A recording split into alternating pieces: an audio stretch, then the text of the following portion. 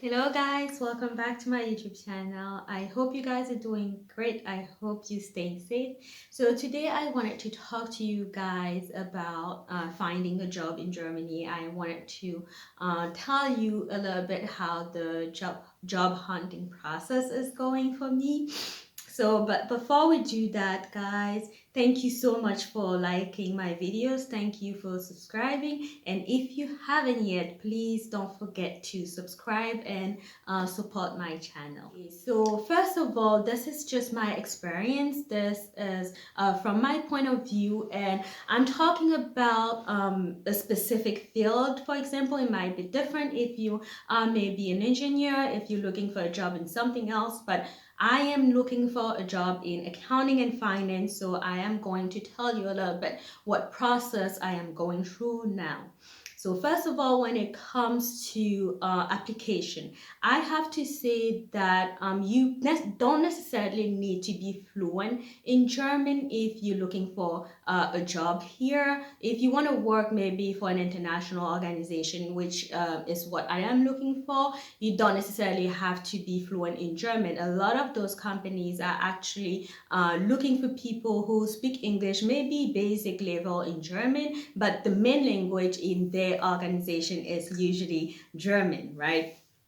Okay, so when it comes to the application itself, what I have found out is that in a lot of companies, you are required to attach a motivation letter, which I mean, it doesn't happen that often in the US. You might find some companies that will ask you to attach a motivation letter in the US, but it's not as often as here. That's what I have noticed in my application process. So some of the websites that I have used to actually find a job are basically a lot of LinkedIn, Indeed, Stepstones, and also I have checked out the expat website for some tips or maybe for some links on where to find a job, the right job for English speakers in Germany and for people who don't actually have a certain level in German, who are not fluent in German. Okay, so now when it comes to the interview itself, you guys, I thought it was very much longer. That's just my impression. It was longer than what we used to in the US. And I mean, there's an explanation for that, right? Here, usually when a company hires you, you have that 6 month of a tryout period, if I can say it like that, where the company can fire you and you're just learning, they're training you, but they can fire you or you can leave whenever you want. But after the 6 months, it is very difficult for a company here to fire you.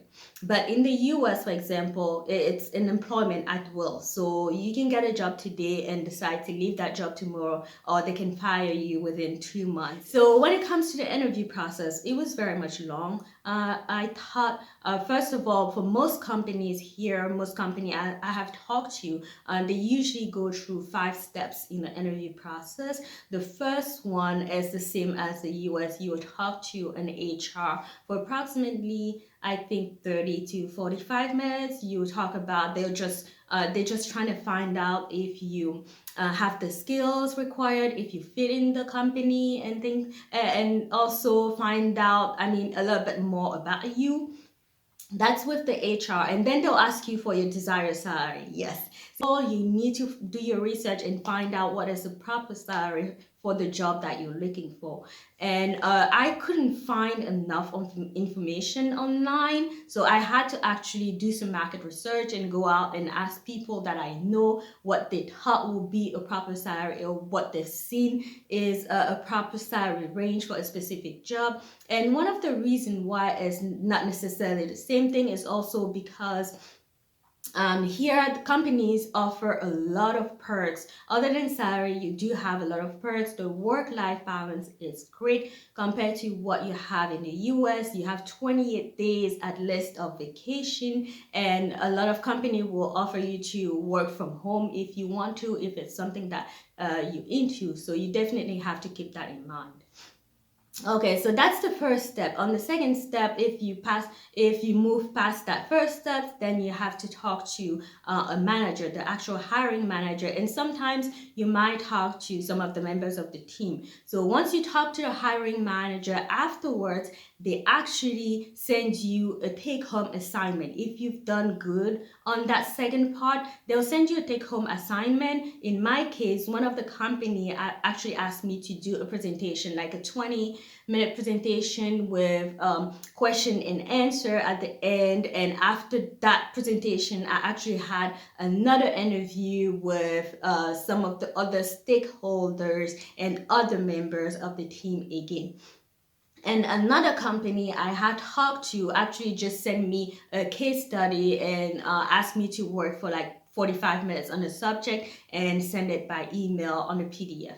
So that's how it works a little bit on your second or third step. And once you pass that step, you get onto the fourth steps, which is talking to a member of the executive team. So what I have been told by one of those members is that usually at that step is just a formality. I mean, you pretty much hire, but they need to talk to you, get to know you a little bit, and see if you have any more questions or anything that you want to learn about the company. So that's the fourth step. After that one, the HR team will contact you and find out if you have any professional references. So somebody had told me before that usually some company will ask you for actual recommendation letter from your professional references, but that hasn't happened to me. I was just asked for contact information of my professional references. It was a little bit longer than what I'm used to, but it was very much interesting, and I'm glad I'm going through that process. I mean, it is not easy, but just keep at it. Just be courageous. It's gonna happen. So guys, that's all I wanted to share with you today. Let me know in the comment section how you like this video. Let me know what you think about the hiring or the interviewing process and looking for a job in Germany. Let me know what are some of your thoughts in the comment section, and please don't forget to like, don't forget to comment, don't forget to share, and subscribe to my channel. Thank you so much guys for listening, and I will see you in the next video. Bye.